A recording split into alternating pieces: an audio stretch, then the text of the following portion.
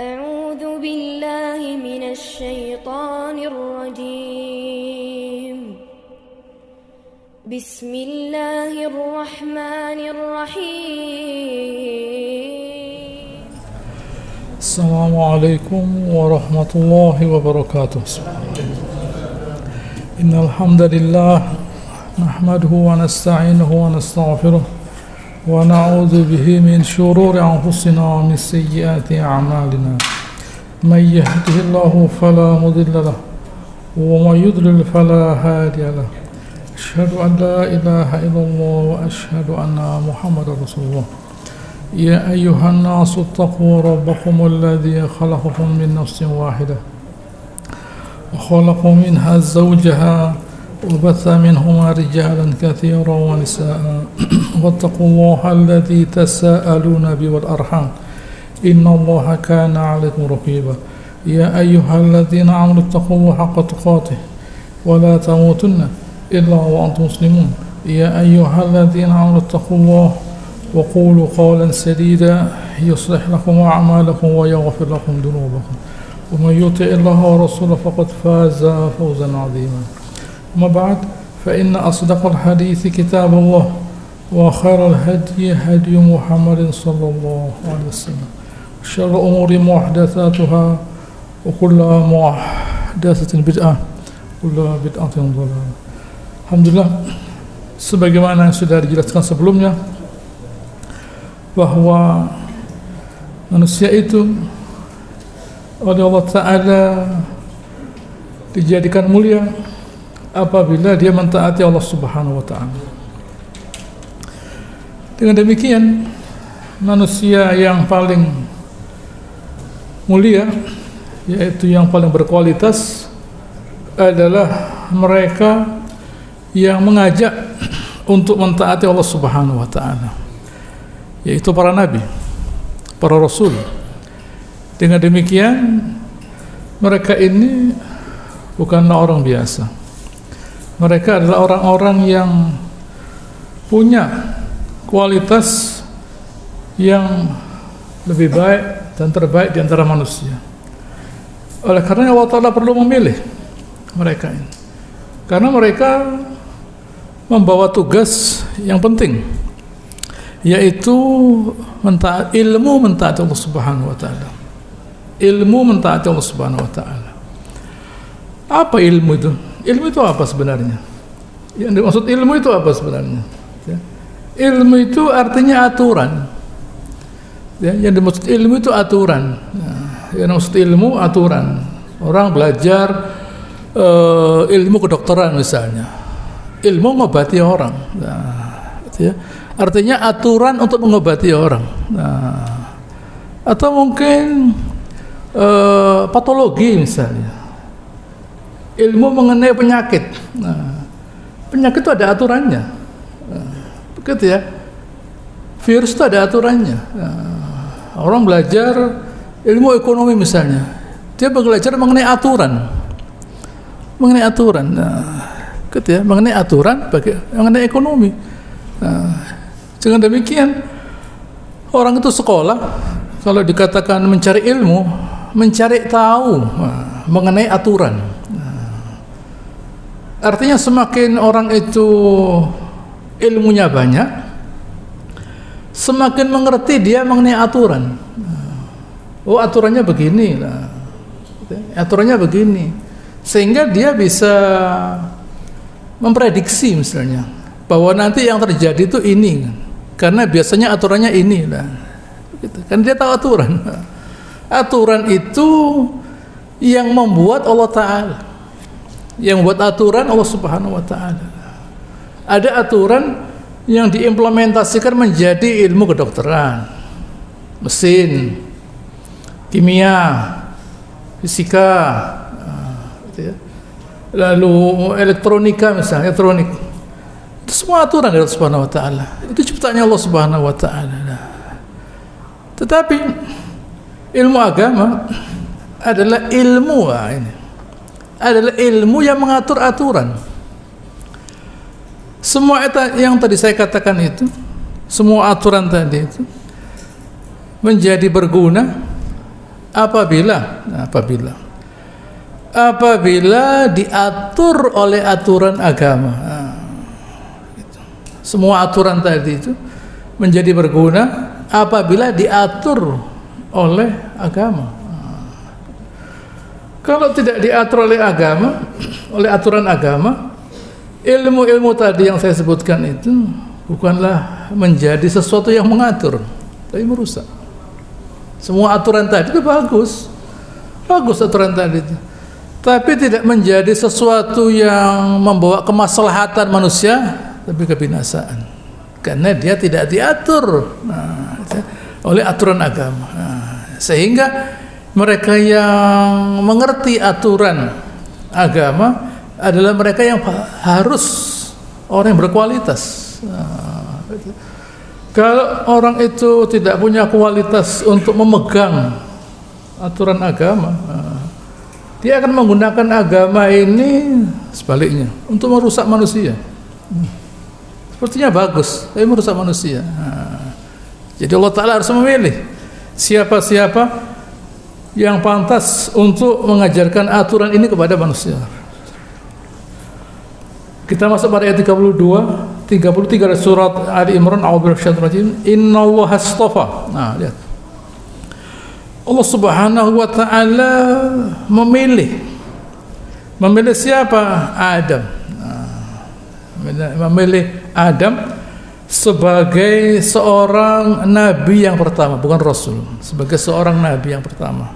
Dipilih dia sebagai manusia yang pertama yang oleh Allah Subhanahu wa taala para malaikat diminta sujud kepadanya. Nabi Adam. Selanjutnya ada Nuh sebagai seorang rasul. Antara Nabi Nuh dan Nabi Adam ada jarak yang jauh sekali. Nabi Adam 1000 tahun umurnya. Setelah itu ada jarak yang jauh sekali. Nuh bukan hanya seorang nabi, tetapi seorang rasul. Seorang rasul. Karena jumlah manusia sudah semakin banyak, sehingga dia diberi tugas oleh Ta'ala untuk berdakwah. Di antara Nabi Nuh, kemudian wa ala Ibrahim, keluarganya Nabi Ibrahim. Siapa keluarganya Nabi Ibrahim itu? Nabi Ibrahim punya anak bernama Ishak dan Ismail, keduanya rasul. Nabi Ishak menurunkan Nabi Ya'qub. Nabi Ya'qub menurunkan 12 orang anak. 12 orang anak. Nabi Ya'qub disebut Israel, ada karenanya anaknya disebut Bani Israel yang berjumlah 12 orang. Begitu. Dan kemudian Nabi Ismail yang nantinya akan menurunkan Nabi terakhir, yaitu Rasulullah SAW. Lalu ada pula Ala Imran. Ala Imran, Allah Ta'ala menyebutkan Ala Imran di sini karena nanti Imran ini punya seorang istri yang istrinya merupakan saudaranya Nabi Zakaria, yang nanti Imran ini punya anak bernama Maryam, yang nanti Maryam menurunkan seorang nabi, seorang rasul bernama Nabi Isa. Berarti semuanya ini ala Ibrahim dan ala Imran Bani Israel. Nabi Ibrahim bukan Bani Israel, Nabi Ishak bukan Nabi Israel, tapi Nabi Ya'qub tapi anaknya Nabi Ya'qub adalah Bani Israel. Ada keterkaitan alal alamin. Dari seluruh manusia ini Allah Ta'ala memilih sebelum mereka ini menjadi manusia. Allah Ta'ala sudah tahu raw material, bahan bakunya Allah Ta'ala tahu. Oh, kamu ya jadi rasul, kamu jadi nabi, ini jadi pembantunya nabi, ini jadi pembantunya rasul. Allah Ta'ala dipilih sebelum turun ke bumi, dipilih Subhanahu wa Ta'ala. Oh, kamu jadi ini, kamu jadi ini. Dipilih Subhanahu wa Ta'ala. Lalu Allah Ta'ala menetapkan aturan. Setelah barangnya ada, diatur Subhanahu wa Ta'ala bahwa nanti kamu anaknya ini, bapaknya ini, nanti kamu muncul di tempat ini, di tahun ini. Itu diatur Subhanahu wa Ta'ala sebelum mereka ini 50.000 tahun sebelum mereka ada. Sebelum Nabi Adam ada, sudah ada itu. Kan Nabi Adam waktu oleh Nabi Musa disalahkan, Adam, Gara-gara kamu kita keluar dari surga. Kamu ini bagaimana? Tidak ngerti. Bagaimana saya bisa menentukan, mengatur suatu aturan yang aturan itu sudah ada 50.000 tahun sebelum saya ada. Sebelum saya ada aturannya ada. Bukan soal memakan buah lalu diusir, tidak. Aturannya saya itu di bumi. Itu sudah ada sebelum saya ada. Lah kok Anda nyalakan saya? Begitu ya. Ada di guru SD apa? Gitu ya. Ada di Rasul. Itu aturan 50.000 tahun sebelum saya ada. Begitu. Fahajja Adam Musa. Gitu ya. Nabi Adam membantah Nabi Musa. Begitu hebat Nabi Musa itu dibantah oleh Nabi Adam. Hebat Nabi Musa, tapi dia dibantah oleh kakeknya. Disalahkan, kamu tidak ngerti. Itu sudah ada sebelum saya ada, aturan itulah. Ini penting kita pahami. Bayangkan misalnya Allah Subhanahu wa taala itu melihat manusia ini lalu kemudian menurunkan manusia tanpa menciptakan aturan. Kemudian Allah taala melahirkan manusia acak random tanpa menurunkan, membuat aturan, tidak karu-karuan. Bapaknya kafir, anaknya muslim, nanti cucunya kafir lagi, kacau, dunia ini kacau, tidak karu-karuan. Oleh Allah taala dilihat dulu, setelah dilihat dibuat aturan. Begitu.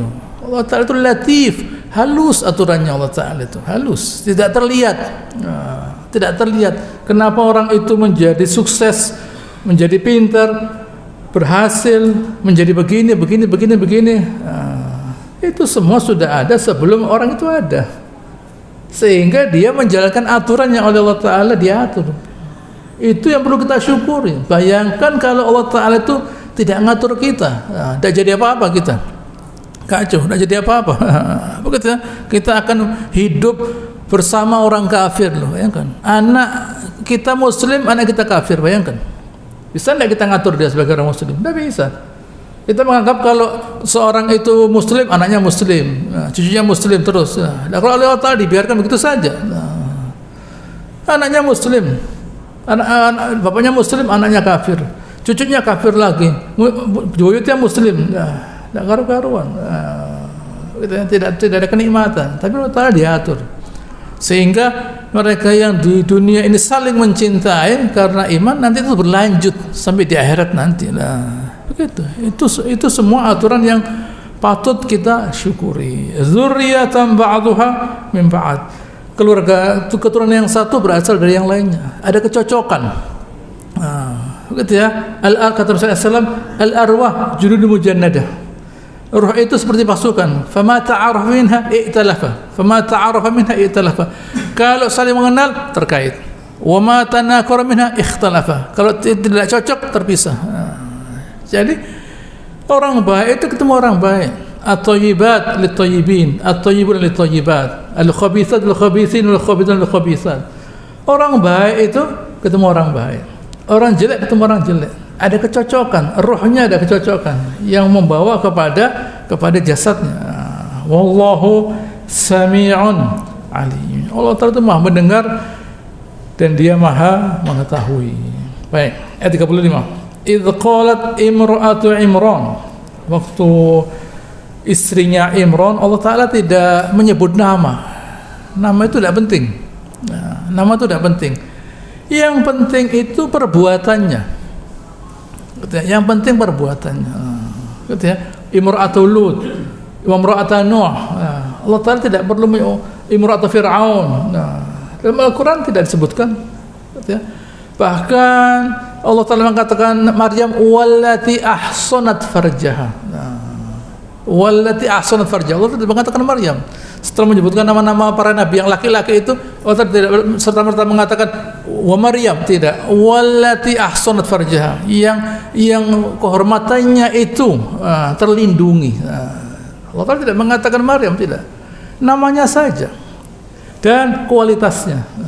Di sini Allah Ta'ala tidak perlu menceritakan siapa namanya, tidak penting itu. Nama itu kan untuk ulangan waktu ujian. Waktu ujian, siapa namanya ini? Nama-nama itu tidak perlu. Apa arti sebuah nama kalau tidak muncul sesuatu dari nama itu? Apa arti sebuah nama kalau tidak muncul dari nama itu sesuatu? Nama saja, buat apa? Nama saja. Nah, itu. Kalau nama tidak menghasilkan apa-apa ya nama. Yang dimaksud nama itu karena akan ada yang muncul, sudah muncul dari sesuatu itu nama. Penting nama itu. Kalau ada yang muncul, kalau tidak ada yang muncul, buat apa nama? Baik. Apa kata istri Imran? Inni nazartu laka ma fi muharrar. Saya ya Allah, saya nazar kepada Engkau ya Allah bahwa apa yang ada di perut saya ini saya nazarkan untuk apa? Muharrar lak. Bebas untuk Engkau ya. Saya bebaskan. Anak ini bukan untuk saya, untuk Allah Ta'ala. Loh, begitu mestinya. Memang mesti begitu. Dan ini memang biasa terjadi di Bani Israil. Katanya Dhahak, seorang tabi'in, dulu itu mereka punya anak diserahkan gitu ya, ke masjid, tempat ibadah, agar anak itu berdedikasi, gitu ya, berdedikasi di masjid, membersihkan masjid dan sebagainya, supaya anak itu menjadi seorang anak yang beragama, berakhlak. Penting. Akhlak itu bukan diajarkan sudah ada jenggotnya, repot gitu ya. Tidak bisa. Umur 20 diajari akhlak, repot, tidak bisa. 10 tahun terlambat. Umur 0 tahun. Sebelum ada anaknya, belum lahir ke dunia, aturan sudah dimasukkan dalam jiwa anak itu lewat niat ibunya. Lewat niat ibunya. Sudah, ini nanti anak saya ini saya rencanakan menjadi seorang ustadz, menjadi seorang alim, menjadi seorang yang mengajarkan agama. Loh, begitu. Masuk nanti, masuk ke dalam jiwa anak itu, masuk. Ke dalam jiwa anak itu masuk. Semoga anak saya ini menjadi seorang anak yang mentaati Allah Ta'ala. Rezeki itu bukan urusan saya. Rezeki saya bukan, tidak bisa saya atur kok rezekinya anak. Rezekinya saya tidak bisa ngatur kok rezekinya anak. Rezeki itu Allah Ta'ala yang nulis. Tapi anak ini saya harapkan menjadi anak yang soleh, karena kalau dia menjadi seorang anak yang mentaati Allah Ta'ala, saya ikut terangkat, ikut mulia saya, karena saya punya anak yang memuliakan Allah Ta'ala. Artinya dia dimuliakan Allah Subhanahu wa Ta'ala. Begitu. Ukuran kualitas seseorang itu dari apa yang dia kerjakan. Nah, karena mereka ini yang tadi saya katakan, orang-orang yang berkualitas, oleh Allah Ta'ala mereka diberi hadiah amal soleh supaya kualitas mereka kelihatan. Begitu. Jadi kalau kita mau mengukur kualitas seseorang, lihatlah dari apa yang Allah Ta'ala berikan kepadanya, yaitu amal soleh. Lihat saja seberapa besar amal soleh yang dia kerjakan, yaitu hadiah dari Allah Ta'ala. Itu kualitasnya berarti. Hadiah dari Allah Ta'ala. Orang ini dalam Allah Ta'ala berkualitas, sehingga dia Allah Subhanahu wa Ta'ala diberi ilham, diberi keinginan, diberi kemampuan untuk beramal soleh.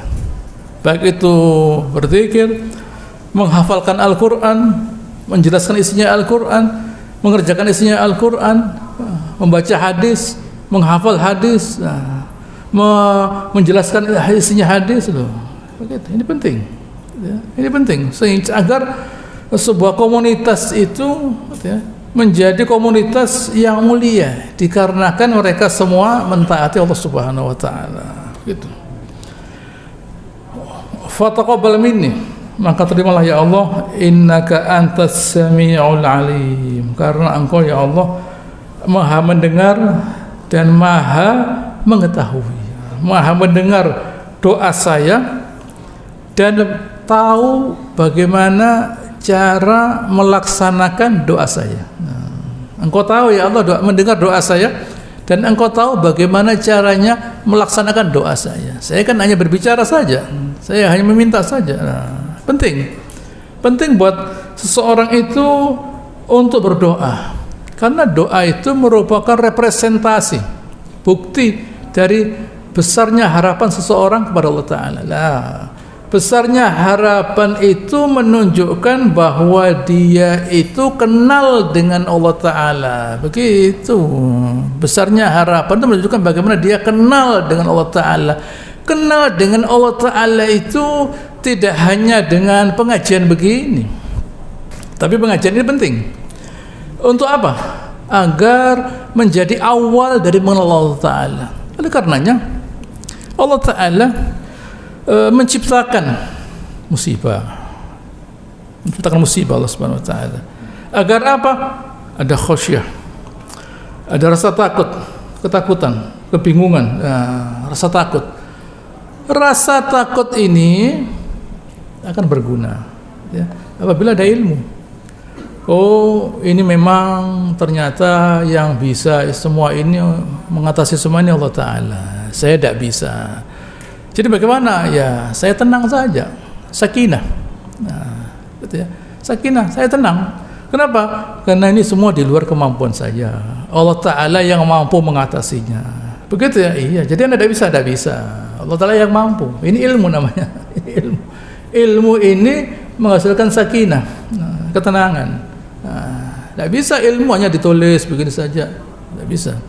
Makanya Allah Ta'ala selalu memberikan khasyah, rasa takut, al-khauf, gitu ya. Rasa takut itu selalu Allah Ta'ala berikan pada para nabi, bahkan agar ilmu mereka bertambah.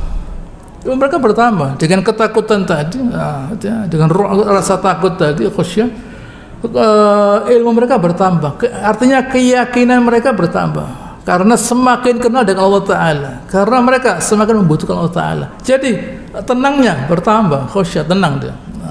Percuma saya mau mikirkan ini itu, ya apa sih hasilnya? Saya mau usaha ini itu, apa sih hasilnya? Kalau memang semua itu ternyata penentunya yang ngatur Allah Ta'ala lah. Begitu, iya, ya begitu kenyataannya lah. Saya bukan tidak mau berusaha, tetapi ternyata penentu itu Allah Ta'ala. Kenapa? Kan yang tahu Allah Ta'ala. Apa yang baik buat kita yang tahu Allah Ta'ala, bukan kita. Allah Ta'ala yang tahu.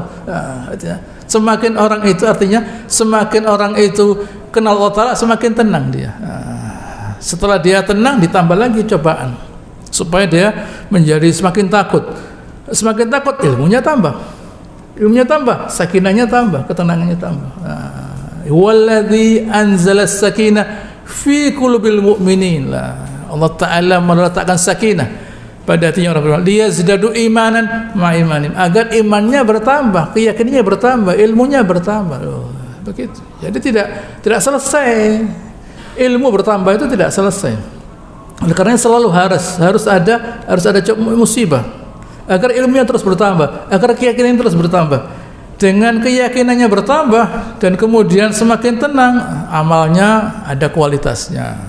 Tidak hanya sekedar ke masjid, tidak hanya sekedar sholat, tidak. Karena dia yakin, ya ini yang menyelamatkan saya. Nah, begitu dia melihat ada sesuatu yang tidak sesuai dengan prediksinya, tidak sesuai dengan apa yang dalam kepalanya, oh ini di luar kemampuan saya.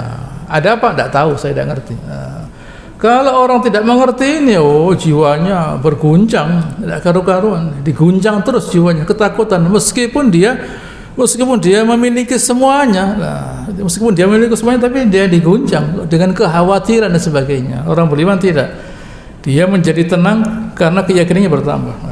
Saya lanjutkan ayat 26. Falamma wadu'adha, saat dia melahirkan anaknya, wadu'adha, yaitu Maryam, perempuan. Qalat rabbi inni wada'tuha unsa, ya Allah saya melahirkan seorang perempuan. Wallahu a'lam bima wada'at, Allah Ta'ala sudah tahu, Allah Ta'ala lebih tahu terhadap apa yang dia keluarkan.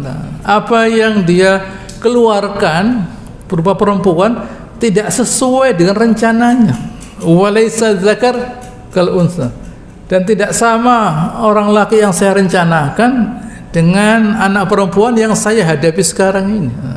Dan saya perlu orang laki untuk melaksanakan niat saya perlu orang laki. Saya bukan, niat saya itu tidak bisa dikerjakan menurut ilmu saya oleh orang perempuan, tak bisa, karena di masjid itu dia sendirian. Lalu bagaimana kalau perempuan? Bahaya. Kalau orang laki ya sudah ditinggal. Kalau orang perempuan bagaimana? Berbahaya. Jadi tidak sesuai dengan yang dia inginkan.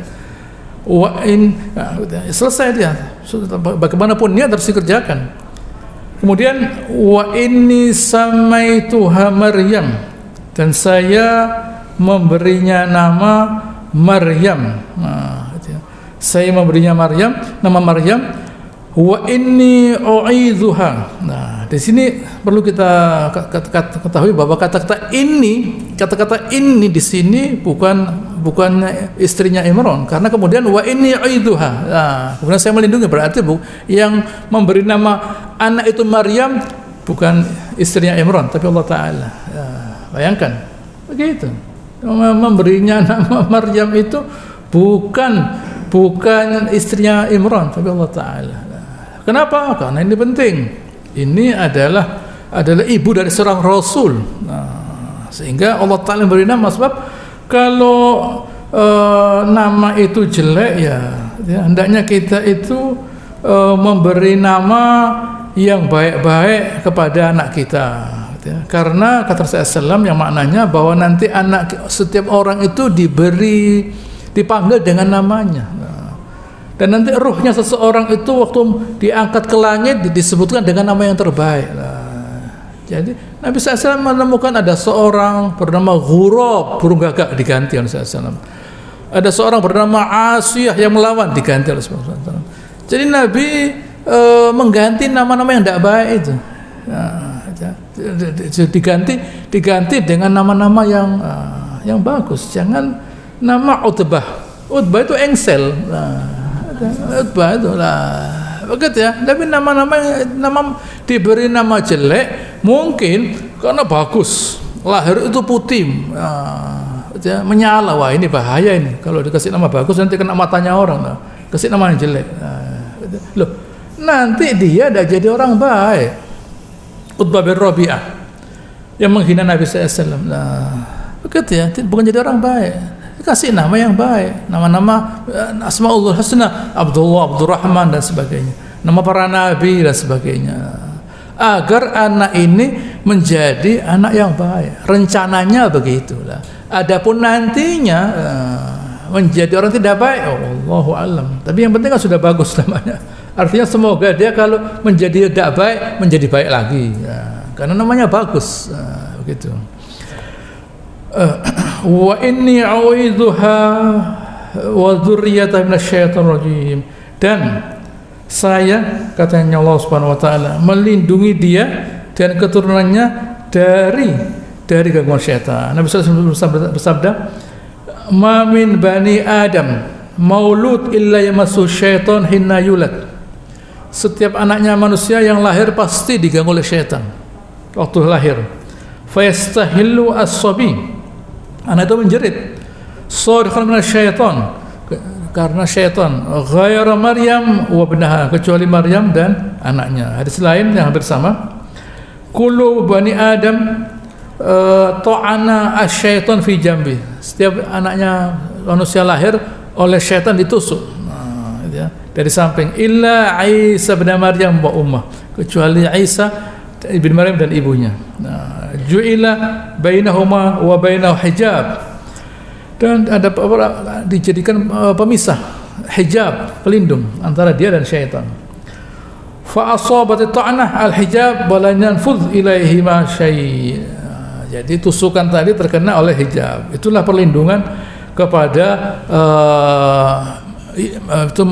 Maryam dan anaknya. Nabi SAW kalau beliau mendoakan cucunya, dengan doa,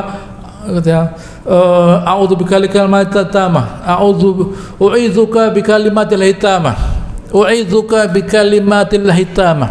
Ya, saya memintakan perlindungan kepadamu dari Allah Taala dengan ucapan yang sempurna. Min kulli syaitan wa hamah, dari semua syaitan dan hama. Wa min kulli ainin lamah, dan dari semua mata-mata yang berbahaya. Didoakan. Anak itu didoakan agar terlindung dari syaitan, dari hama, gitu ya, dan dari apa itu, mata yang berbahaya. Itu perlu Nabi mendoakan cucunya supaya terlindung dari segala mara bahaya, supaya terlindungi dari segala mara bahaya. Itulah doa Nabi kepada cucu beliau. Hendaknya kita mendoakan anak-anak kita yang baru lahir dengan doa itu agar mereka terlindungi dari segala macam mara bahaya. Baik. Ayat 37.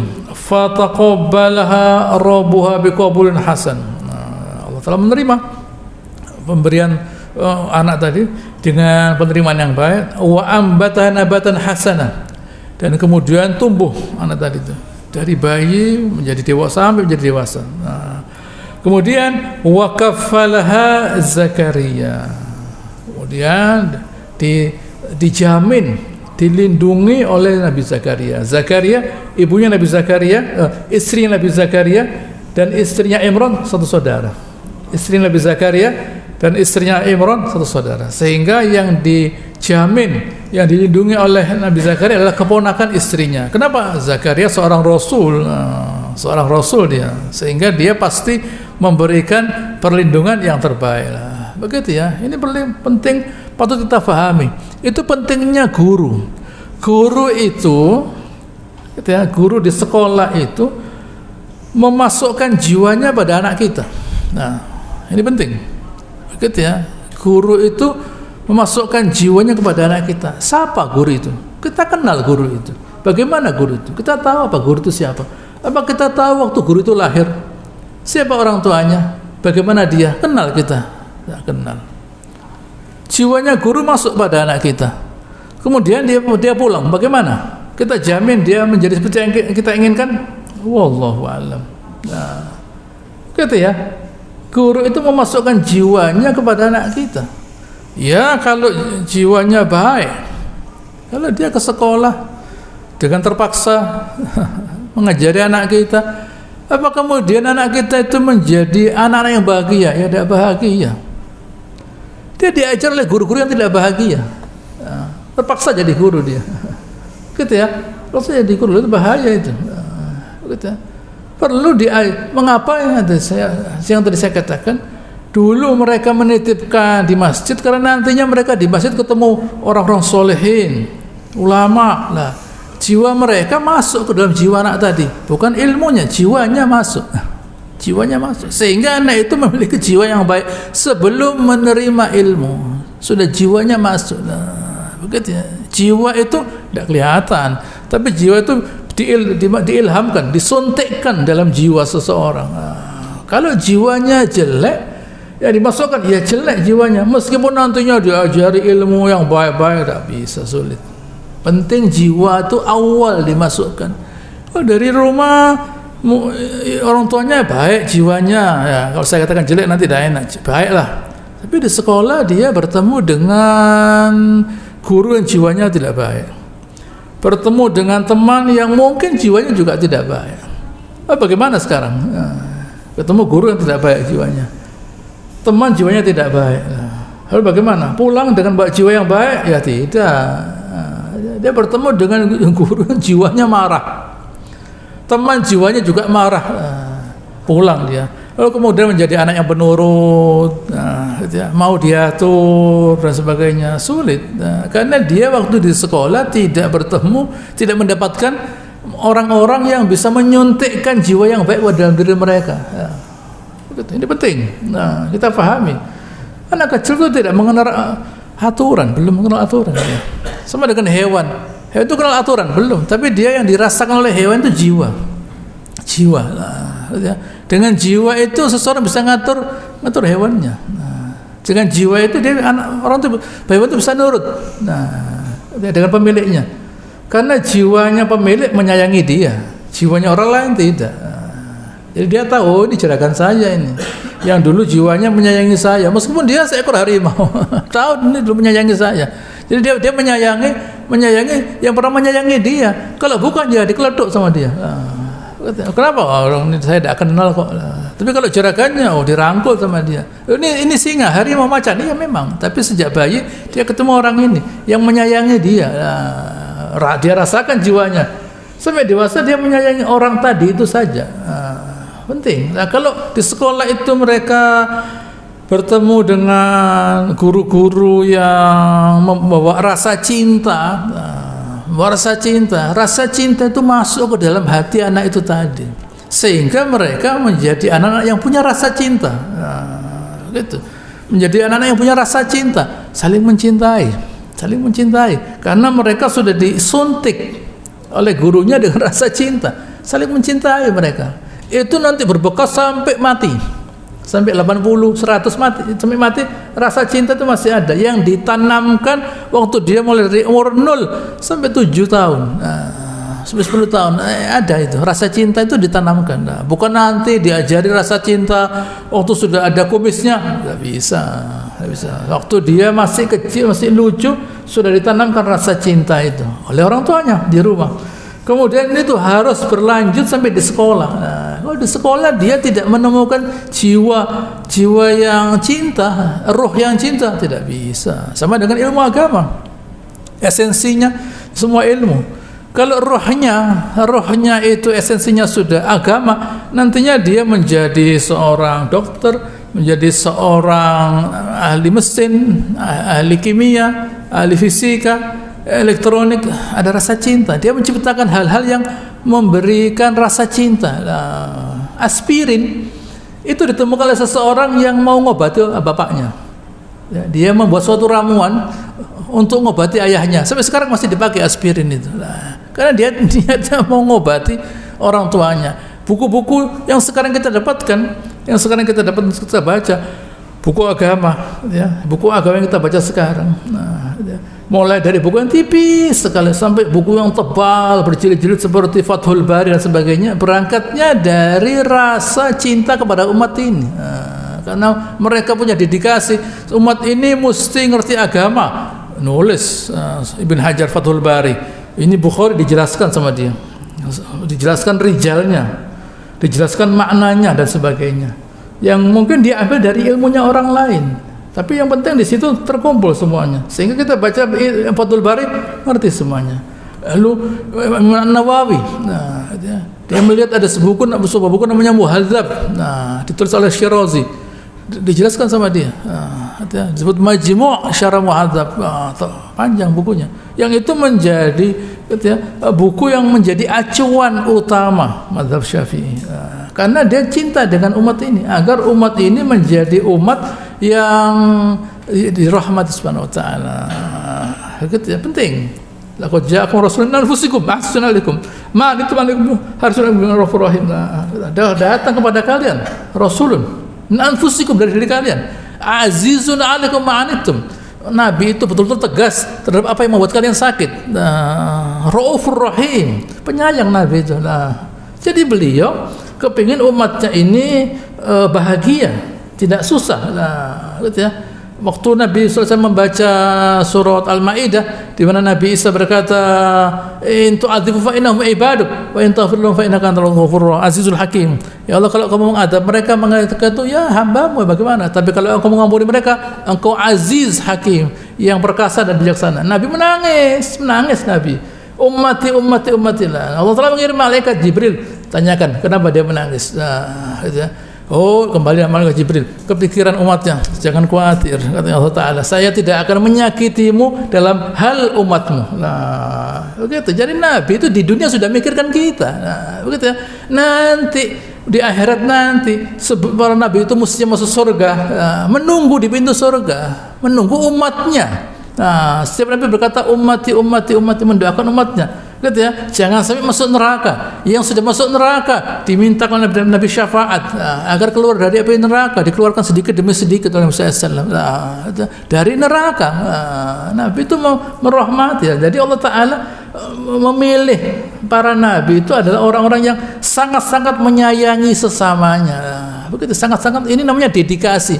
Makanya Allah telah mengatakan muhsin. Di surga itu adalah muhsin, orang yang perbuatannya itu di atas rata-rata, yang mau berbuat lebih dari orang lain, bukan menerima dari orang lain, tapi memberi kepada masyarakat. Begitu. Arhamu ummati bi ummati Abu Bakar Siddiq. Orang yang paling merahmati umat saya adalah Abu Bakar Siddiq. Yang paling memperhatikan umat kami adalah Abu Bakar Siddiq. Contoh lain, Umar bin Khattab, dia minta agar Abu Bakar Siddiq mengumpulkan Al-Quran setiap hari, ya, gitu ya, setiap hari dia minta Al-Quran dikumpulkan. Kalau tidak dikumpulkan, bagaimana? Bahaya, hilang orang yang Al-Quran. Setiap hari, sampai akhirnya dikumpulkan Al-Quran dari sekian banyak orang, lewat 4 orang sahabat yang mengawasi pengumpulan Al-Quran. Sehingga Al-Quran yang kita baca sekarang ini hasil dari idenya Umar bin Khattab. Begitu. Ini mesti kita pahami lah. Itu dia berkata, kalau saya nanti di akhirat, gitu ya, dosa saya dan pahala saya sama. Terima kasih.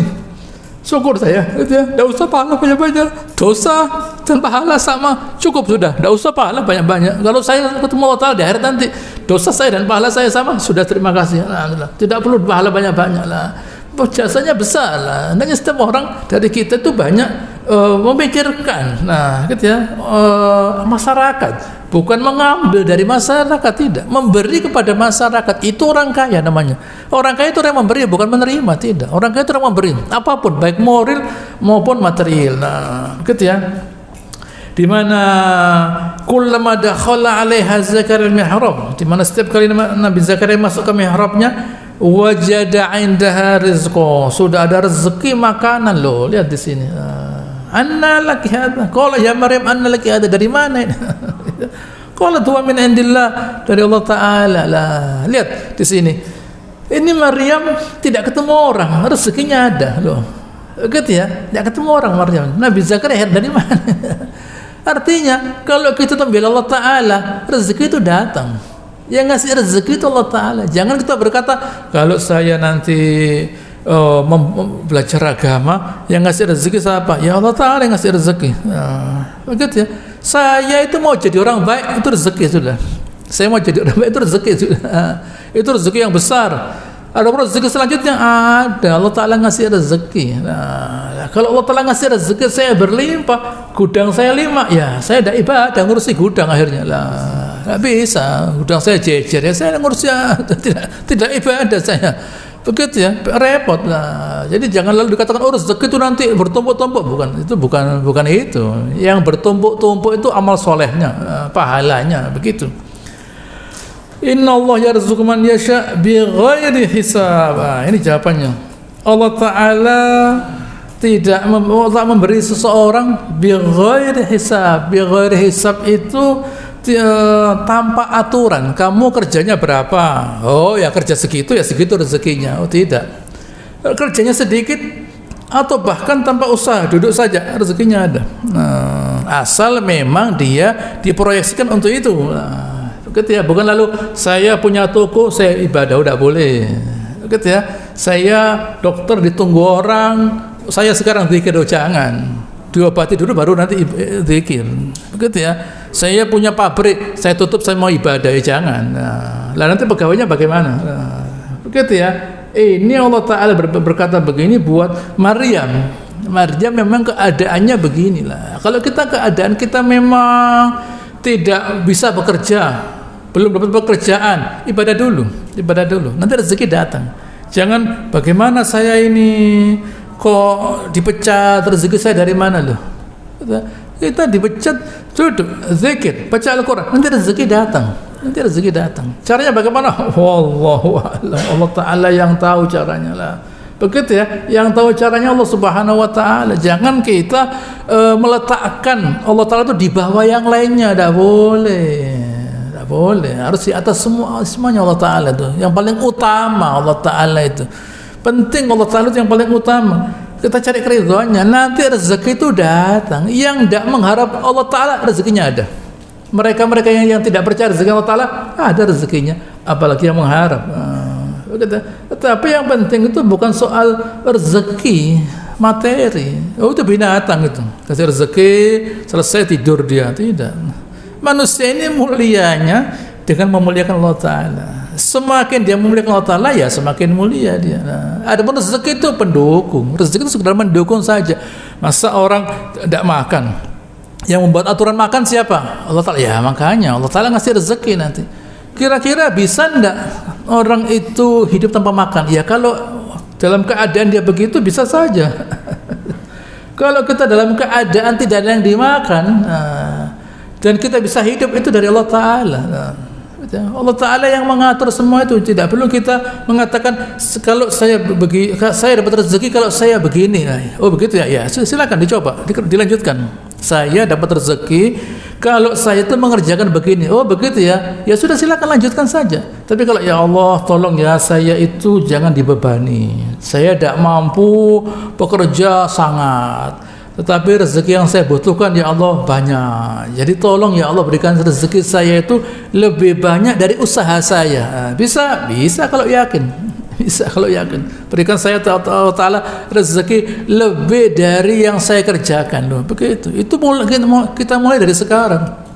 Kalau kita mulai muda sudah ngoyo mati-matinya rezeki, kita tua nanti belum tua remek kita, badan kita baik badan maupun jiwa remek kita nanti, karena sudah muda kita paksa, tapi kalau kita sejak muda kita biasakan santai, mengharap Allah Ta'ala, nanti rezeki datang dengan sendirinya rezeki itu. Nah, rezeki yang paling utama itu adalah keridhaan kepada Allah Subhanahu Wa Ta'ala. Rezeki paling utama ridha kepada Allah Ta'ala. Seberapa besar rezeki yang kita dapatkan berupa materi, tapi kalau tidak ada keridhaan kepada Allah Ta'ala, tidak ada gunanya rezeki itu, tidak ada gunanya. Berarti Allah Subhanahu Wa Ta'ala pun tidak meridhoi kita, atau ridhonya Allah ya sebesar ridho yang kita berikan kepada Allah Subhanahu Wa Ta'ala. Begitu mendengar Maryam berkata ini dari Allah Ta'ala, dari tidak ada menjadi ada, langsung Nabi Zakaria berdoa. Ayat 38, hunalika da'a Zakaria rabbah. Lihat yang dilihat oleh Nabi Zakaria, makanan dari tidak ada menjadi ada, berarti dia bisa mengadakan apapun. Kalau Allah Ta'ala bisa mengadakan makanan dari yang tidak ada menjadi ada, berarti dia bisa mengadakan manusia tanpa sebab. Ini makanan dari Allah Ta'ala, tanpa sebab ada muncul. Oh berarti nanti saya punya anak tanpa sebab, bisa muncul anak itu tanpa sebab. Sebab dia juga melihat bagaimana dia melihat bagaimana roti yang tidak ada menjadi ada. Baik. Qala rabbi habli min ladunka dzurriyyatan thayyibah. Ditambahkan di sini, ya Allah berilah saya itu dzurriyyah thayyibah, anak tapi yang baik. Bukan sekedar anak saja, tapi anak yang baik. Kalau anak itu tidak baik, tidak ada gunanya. Dzurriyyah thayyibah, karena nanti anak inilah yang akan memberikan kontribusi, yang mendoakan, yang beramal soleh, yang mengirim pahala nanti. Investasi. Anak itu investasi. Semakin dia banyak berbuat amal soleh, semakin banyak pahala yang dia kirim pada kita. Investasi anak itu. Semakin banyak anak itu baik, karena kita didik, akan banyak memberikan kontribusi kepada kita. Innaka sami'u du'a. Engkau ya Allah Maha mendengar doa. Begitu dia berdoa, fanadadul malaikah. Malaikat memanggil dia, wa huwa qa'imun yusalli fil mihrab. Masih salat itu sudah malaikat datang memberitahu. Aina Allah yubashshiruka bi Yahya. Lo bayangkan. Allah Ta'ala memberikan engkau seorang yang bernama Yahya. Jadi namanya dari Allah Ta'ala. Kamu saya beri anak yang namanya ini Yahya lah. Jadi namanya pun dari Allah Subhanahu Wa Ta'ala. Jadi sebelum istrinya hamil sudah ada berita nanti kamu saya beri anaknya namanya Yahya. Nah, sudah Allah Ta'ala tentukan namanya ini. Karena ini Rasul. Begitu ini Rasul. Nah, ini invent barangnya Allah Ta'ala, Rasul itu. Nah, dia harus namanya sesuai dengan yang Allah Ta'ala tetapkan. Musaddiqan bi kalimati minallah. Nah, di mana dia membenarkan Nabi Isa dan sunnah dan peraturannya Nabi Isa.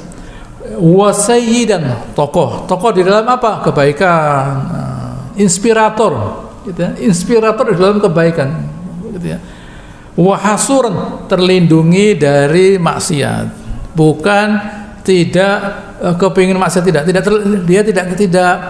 dia terlindungi dari maksiat. Sebab kalau orang itu tidak kepingin kawin misalnya, cacat, tidak, dia manusia yang punya istri, tapi dia tidak kepingin berbuat maksiat.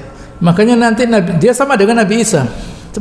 Makanya Nabi Isa waktu dia diminta untuk memintakan syafaat, dia berkata, saya tidak punya dosa, tetapi itu bukan tugas saya, itu tugasnya Muhammad SAW. Tidak punya dosa Nabi Isa. Nabi Yahya tidak punya dosa, tetapi bukan tugas mereka mintakan syafaat, begitu. Wa nabiyan minas sholihin, seorang nabi yang soleh. Itulah yang bisa saya jelaskan. insyaallah akan selanjutkan pada pertemuan yang akan datang. Allahumma shalli ala Muhammad wa ala ali Muhammad kama shallaita ala Ibrahim wa ala ali Ibrahim innaka Hamidum Majid, wa barik ala Muhammad wa ala ali Muhammad kama barakta ala Ibrahim wa ala ali Ibrahim innaka Hamidum. Subhanakallahumma rabbana wa bihamdika nasyhadu an la ilaha illa anta nastaghfiruka wa natubu ilaik wa akhiru da'wana alhamdulillahi rabbil alamin. Assalamu alaikum warahmatullahi wabarakatuh.